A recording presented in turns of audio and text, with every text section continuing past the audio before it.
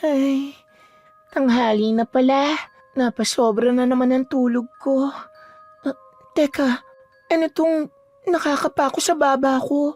Parang may bukol. Isang umaga, nagising si Grace na may tumubong bukol sa kanyang baba. Isa siyang magandang babae ngunit hindi masasabing may maganda siyang pag-uugali. Siya ang tipong naninindigan na palaging nasa tama at palaging nambibintang pag may nawawala siyang gamit. Hindi na sana niya papansinin ang tumubong bukol sa kanyang baba.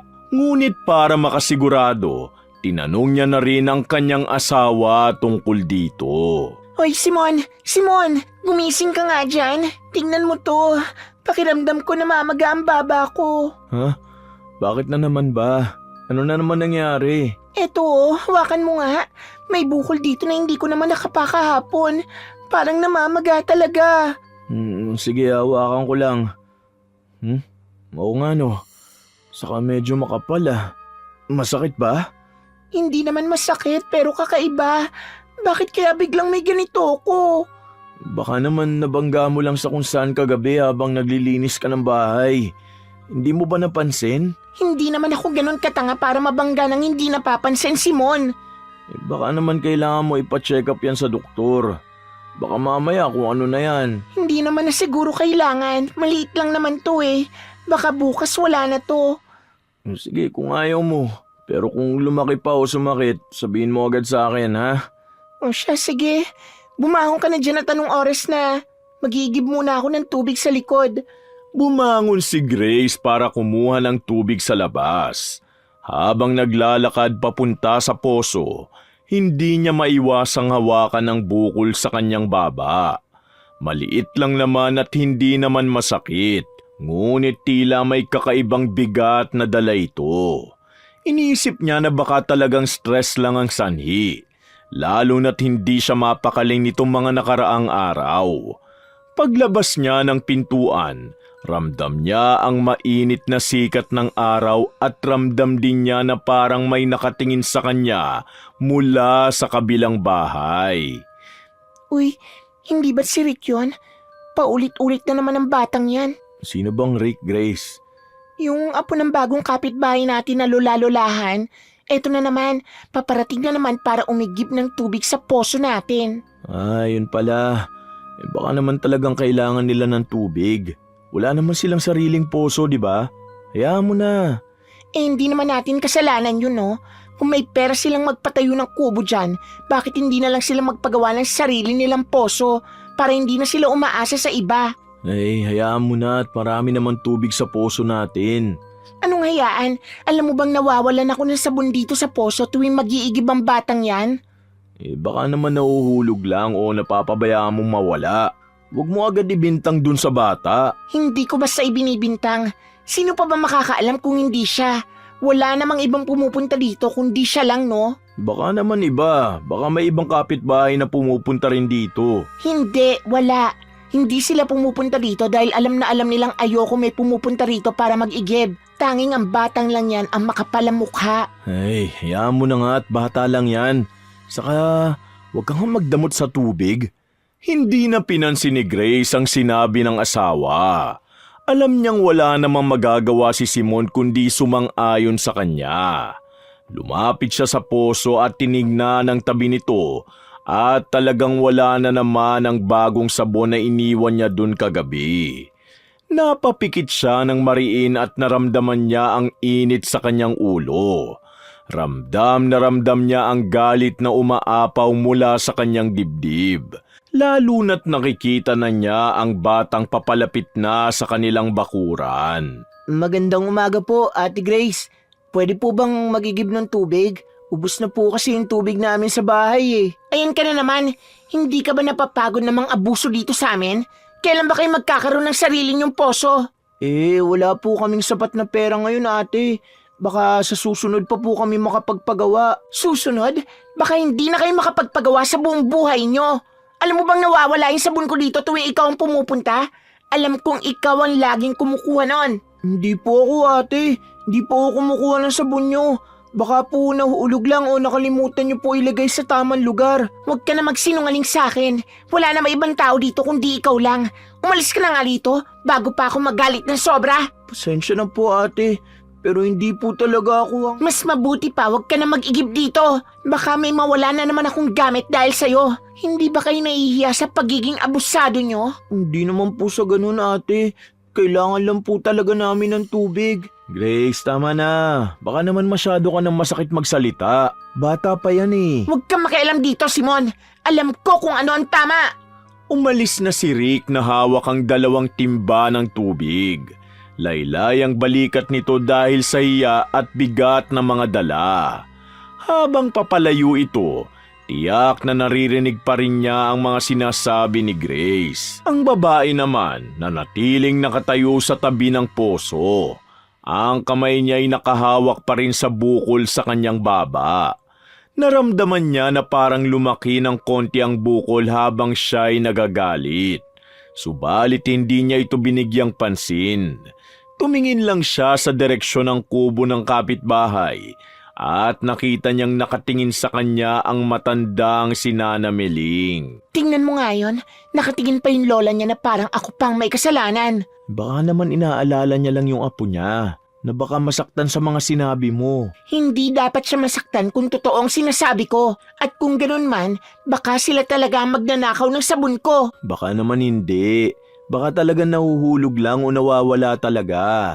Hindi ka ba naniniwala sa akin, Simon? Ako ang asawa mo. Tapos pa naniniwala ka pa sa mga estranghero? Hindi naman sa ganun, Grace. Baka lang naman tayo ang nagkakamali. Hindi ako nagkakamali. Alam ko kung sino ang magnanakaw. Bukas, itatanong ko mismo sa lola niya kung bakit pinapayagan niya yung apo niya magnakaw. Nakikinabang na nga sa poso natin. Huwag kang ganyan, Grace. Para sabon lang pinapalaki mo ang gulo.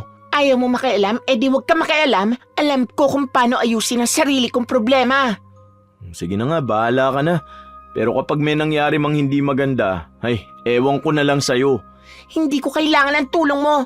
Kaya ko ipagtanggol ang sarili ko. At ang mga gamit natin na ninanakaw niyang maglolang yan. Sige, sige. Basta ikaw nang bahala.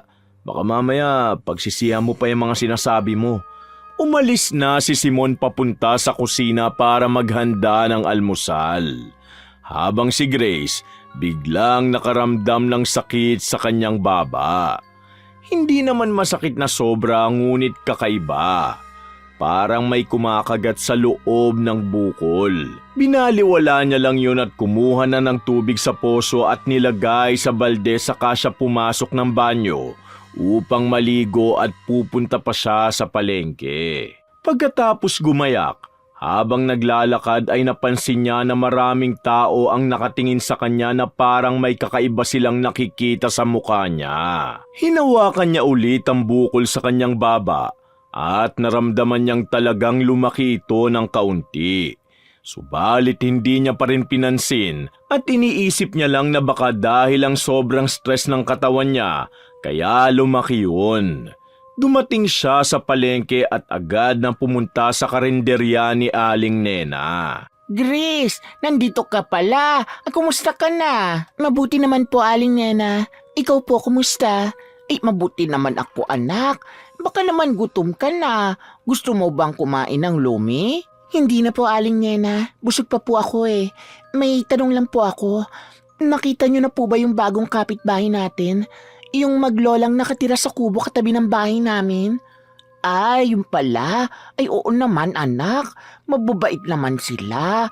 Yung matanda, si Nana Meling, tahimik lang at maayos magsalita. Yun namang apo niyang si Rick, masipag at marespito. Mababait po ba talaga sila?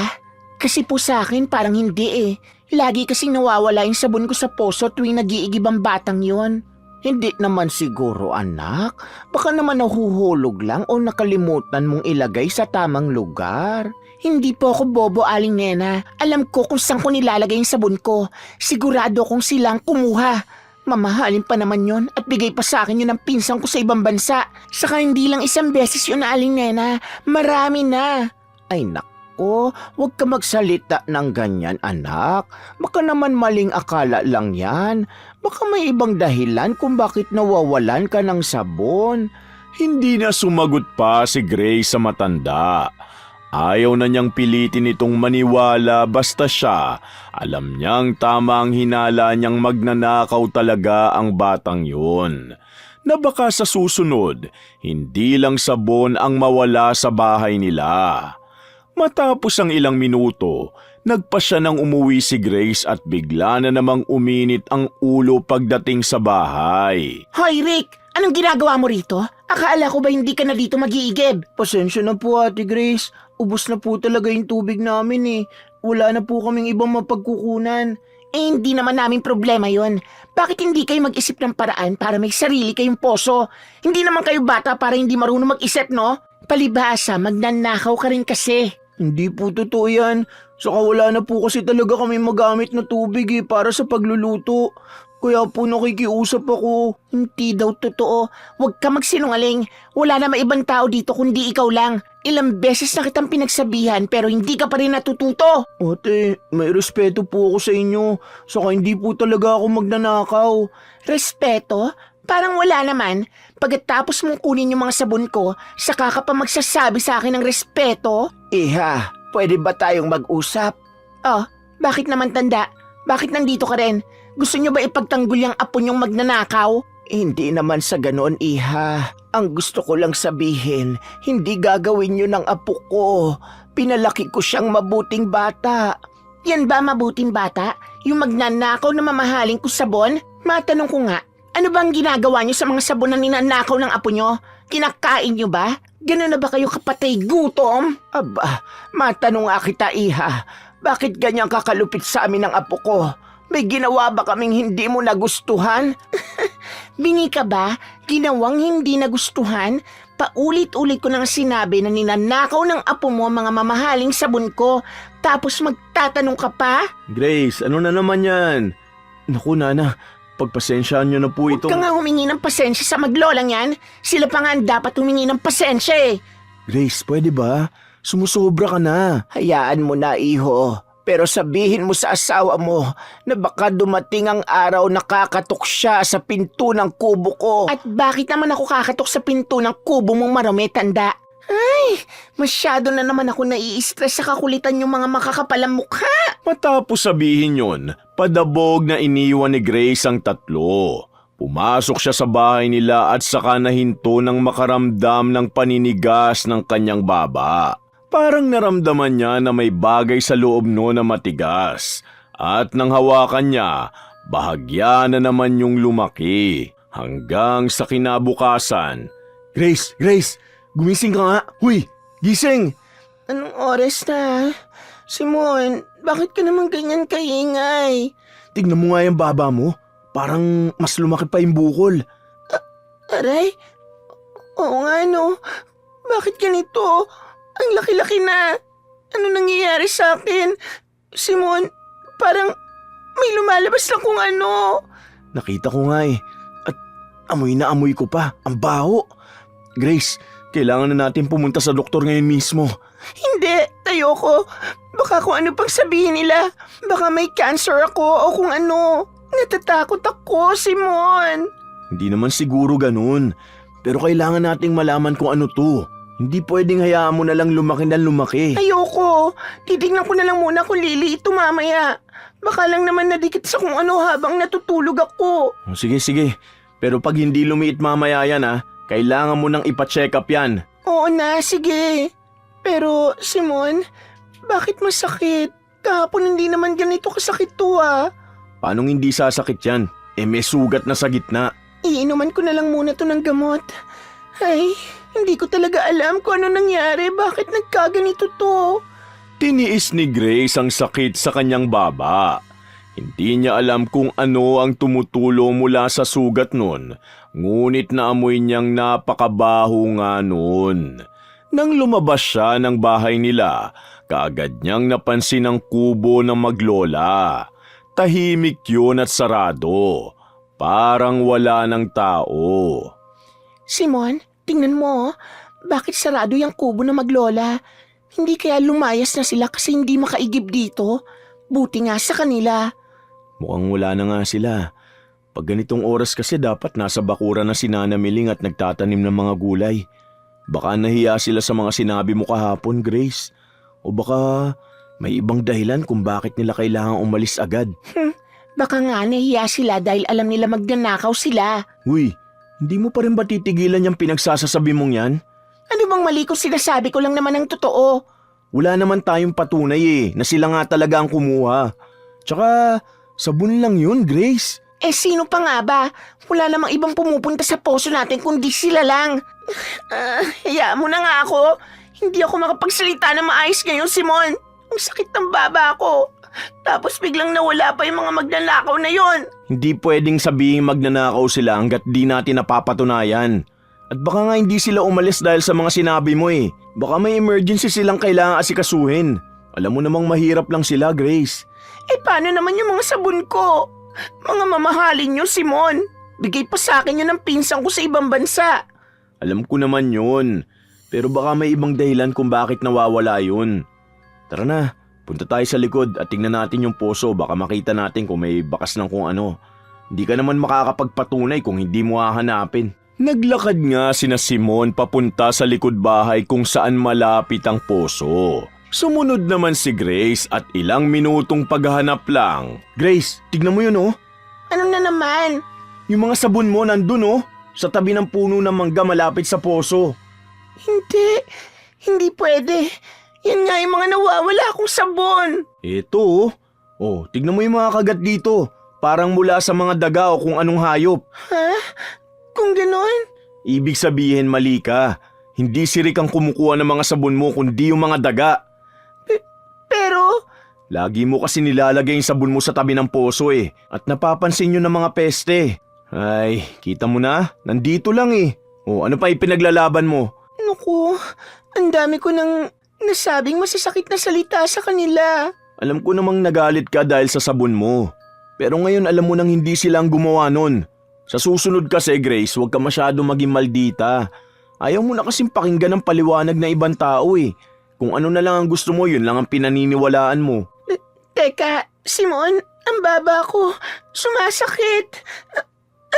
Aray, Diyos ko, bakit ganito? Bigla na lang sumakit. Halos mamilipit si Grace sa sobrang sakit ng kanyang baba. Ang bukol doon ay parang naninikip at naninigas. Maging si Simon ay biglang nataranta sa biglang pagsigaw nito.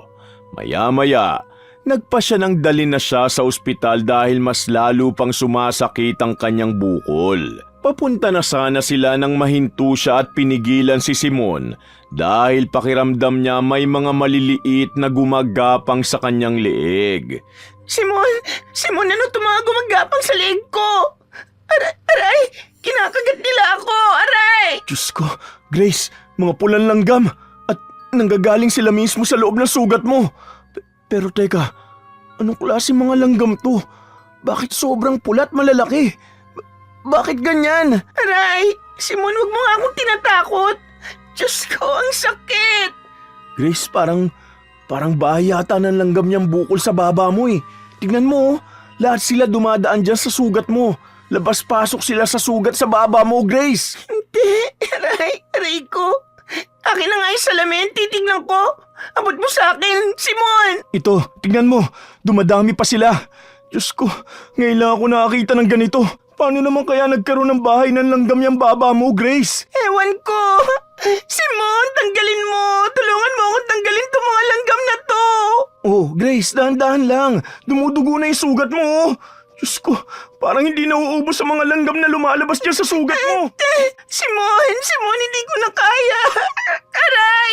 Kinakagat ako ng mga langgam. Aray ko, aray. Tulungan mo ako. Sobrang sakit talaga, Simon. Walang nagawa si Simon habang pinapanood ang paghihirap ni Grace. Halos mabaliw na kasi siya sa sobrang sakit ng kanyang baba at bukod doon, gumagapang na mga langgam sa buong katawan niya na nanggagaling sa sugat niya. Halos umabot din ng 1 oras ang kalbaryong yun ni Grace. Nang humupa ang sakit, unti-unti ring nawala ang mga langgam. Ang pagpunta sa doktor, hindi na nila itinuloy dahil sa kakaibang pangyayari. Alam nilang pareho na hindi doktor ang makakagamot sa kanya. Halos araw-araw ganon ang nangyayari kay Grace. Walang ibang paliwanag at inilihim nila yon ni Simon. Kaya naman, pagkalipas ng 3 linggo, halos butot balat na lamang si Grace dahil sa sakit at pagpupuyat. Hindi kasi siya makatulog dala ng mga langgam na nararamdaman niyang nasa loob lang ng lumalaki niyang bukol. Para bang buhay siyang pinamahayan ng langgam ang katawan. Hanggang sa malaman nilang bumalik na sa kubo ang maglolang sina Rick at Nana Meling. Grace, kumain ka naman kahit konti oh. Kailangan mo magpalakas para makapagpagaling ka. Ayoko. Hindi ako makakain, Simon. Ramdam ko pa rin silang gumagapang kahit hindi ko nakikita. Gusto kong puntahan si Nana Meling. Di ba sabi mo na isang araw bumalik na sila sa kubo? Gusto kong humingi ng tawad bago pa ako mawala, Simon. Hindi ka pa makalakad na maayos eh. Pero sige, kung yun ang gusto mo, gagawin natin. Inalalaya ni Simon si Grace palabas ng bahay nila para pumunta sa kubo ni Nana Meling. Pagdating nila doon, nagulat ang matanda nang pagbuksan sila nito ng pinto. Halos hindi ito makapaniwala ngunit kalmado lang ang batang si Rick na nasa likuran nito. Diyos ko, bakit? Nana Meling, Rick, nagpunta ako rito para lumuhod sa inyo at humingi ng tawad. Patawarin niyo ako. Mali po ako. Pinagbintangan ko po kayong magnanakaw. Sinaktan ko po kayo sa mga sinabi ko. Hindi ko po alam na hindi niyo po kinuha mga sabon ko. Nalaman ko na po na mga dagalan pala yun. Patawarin niyo akong dalawa. Ate Grace, hindi mo naman kailangan humingi ng tawad ng ganito eh. Hinayaan ka lang naming magalit noon, Iha. Alam namin na baka nagalit ka lang dahil sa pagkawala ng mga gamit mo. Pero alam mo ba kung bakit nangyari ito sa'yo? Nana Meling, baka may ideya po kayo kung anong sakit ni Grace. Lahat po ng manggagamot na napuntahan namin, wala pong maipaliwanag eh. Hindi ko rin siya madala sa doktor kasi kakaiba po ang sakit niya. Parang pinamahayan po ng langgam ang bukol niya sa baba. Nakikita ko nga at alam ko kung ano yan dumapo sa kanya. Hindi basta doktor ang makakapagpagaling sa kanya. Ang apo kong si Rick lang ang may kakayahan noon. Si Rick po? Paano po magagamot ng isang tulad ni Rick ang asawa ko? Nagpapatawa po ba kayo? Ate Grace, kuya, ang lolo ko po na namayapa, isa pong mambabarang noon. Siya ang gabay na nagbigay ng sakit sa inyo dahil sa mga pangungutya niyo sa akin, sa amin ni Lola. Hindi niya kinaya na marinig na tinatawag niyo kami magnanakaw, lalo na hindi ko naman talaga ginawa. Hindi ko alam. Naisip ko lang po na kayo lang naman ang pumupunta sa poso namin. Ang totoo po, wala po akong sama ng loob sa inyo, Ate Grace. Handa po akong gumamot sa inyo. Pero kailangan pong tandaan natin na hindi natin dapat husgahan ng iba batay lang sa kung anong nakikita natin. Nandito ang gamot na ginamit ng lolo niya noon. Ilalagay natin ito sa sugat mo at hihilingin naming tumigil na ang sumpa. Kailangan lang ng paniniwala at pagpapatawad. Maraming salamat po. Salamat po sa pagpapatawad niyo. Pagsisisihan ko po ang lahat ng mga sinabi ko. Nagsisisi na po ako. Huwag ka na mag-alala, Ate Grace. Gagaling ka na. Ito ang gamot na naiwan ni Lolo. Langis yan na may halong dugo ng puting uwak at ilang piraso ng pugad ng ibon na nakuha pa niya sa kabundukan noon. Yan lang ang makakapagpagaling sa'yo. Salamat po talaga, Nana Meling, Rick. Matututo na kami mula sa mga pagkakamali namin. Ang mahalaga, natutunan niyo na ang aral. Wala namang taong perpekto, anak. Ang mahalaga, handa tayong magbago at magpatawad. Tinanggap ni Grace ang isang bote na ibinigay sa kanya ni Rick. Pagkatapos, inutusan siya nitong buksan yon na kanya namang ginawa. Naamoy kaagad niyang hindi kaaya-ayang amoy ng likido sa loob ng bote. Ilang sandali pa, nakita niyang tila bumulong si Rick at inilahad nito ang palad sa kanyang harapan. Nilagyan niya ng langis ang kamay ng batang si Rick at saka naman ito ipinahid sa kanyang bukol na may sugat ang likido. Pagkatapos nun, bigla na lamang gumaan ang pakiramdam ni Grace. Naroon pa rin at hindi pa tuluyang nawawala ang kanyang bukol. Ngunit wala na ang bigat na parang umuupo sa kanya. Pagkalipas ng ilang araw, Simon, hindi na masakit ang baba ko. Umimpis na rin ang bukol. Wala na rin akong nararamdaman na gumagapang ng mga langgam. ganun ba? Sobrang saya ko, Grace. Tingnan mo nga oh, mukhang bumabalik na ang kulay mo. Ay, teka, parang may tao. Uy, Rick, Nanamiling, naparito kayo. May tutulong ba kami sa inyo? Ate Grace, kuya, ibibigay ko lang tong gulay para makatulong sa pagpapalakas ng katawan ni Ate Grace. Nako, salamat Rika. Gusto ko sanang bayaran kayo. Wag na anak, basta tandaan mo lang ang aral na natutunan mo. Minsan, ang mga bagay na akala nating totoo, hindi naman pala. At mas mabuting magtanong muna bago manghusga. Masaya ako at tuloy-tuloy na ang paggaling mo. Opo, tutuparin ko po yun, Nanamiling. Mula ngayon, magbabago na po ako. Hindi na po ako magmamaldita. At ako naman po, tutulong na rin sa inyo tuwing may pagkakataon para magkaroon na kayo ng sarili niyong poso. Nako, talaga ba? Maraming salamat kung ganon. Hindi na mahihirapan ang apo kong pumunta pa rito para mag-igib. Medyo malayo kasi ito sa kubo namin. Pero sa ngayon, Nanamiling, dito muna kayo mag-igib. Hindi na po ako magdadamot sa tubig. Natuto na po talaga ako. Ay, salamat naman, Iha. O siya, sige. Tanggapin niyo na itong mga gulay at kami ng apo ko ay uuwi na. Teka, sandali po, Nanamiling, Rick. Nandito na rin lang kayo. Mabuti pa, saluhan nyo na kaming kumain. Nagluto ako ng masarap. Adobong baboy at sinigang na bangus. Ay, talaga ba? Naku, nakakahiya naman. Ano, apo? Lola, kain na po tayo. Nagugutom na po kasi ako eh. Ay, ikaw talaga. O sige, kakain na raw kami. Yun, mabuti naman. Alam nyo, masarap ang luto itong si Simon. Siguradong magugustuhan nyo, Nanamiling at Rick. Ang totoo po, paborito ko po yan. Kaya lang po, hindi po ako laging nakakatikim ng ganyan eh. Ano pang hinihintay natin? Di kumain na tayo.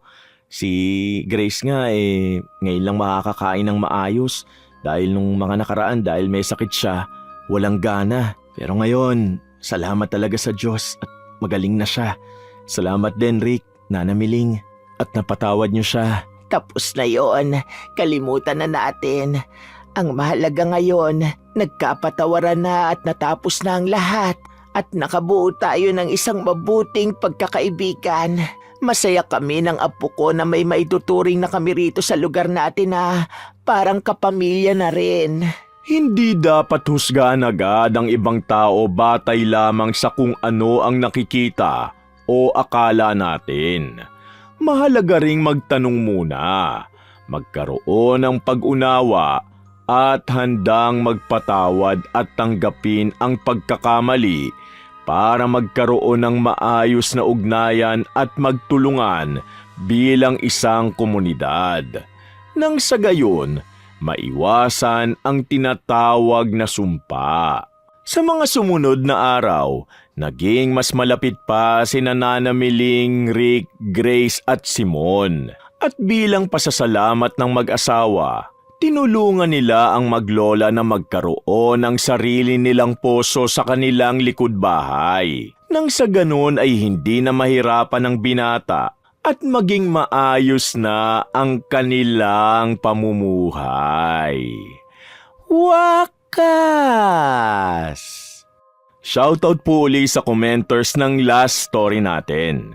Kina Ronald Bel Sabahado from Imus Cavite, Chris Villanueva at Adrian Bahado, Yasden Love, Virginia Divina from Saudi Arabia, Rosalina Bugayong, Pamela Allen, Noemi Garcia Pabunan from Hong Kong, Raven Tennyson at kay Lola Feli, Ramel Siraspe, Janine Vicente, Christina Peru, Resel Galope, Miss A Stories, Mercy Grace Shooting, Reka Jukoy, Josephine Beroya, Virginia Bele, Zane Axel Ranada, Gia Gigi, Merly 7821, Robina Flamiano, Nor Hidaya Omar, Kim Bara, Marisa Licoto from Katanawan, Quezon at sa asawa niyang si Ruel Penolio, Jen Esto from Hong Kong, Reyna Ami, Delia Catu at sa asawa niyang si Alex Catu at sa mga anak na sina Michael, Michelle, Arichu at sa mga hipag na sina Neng, Terry Bukol, Ina at Kay Katumili,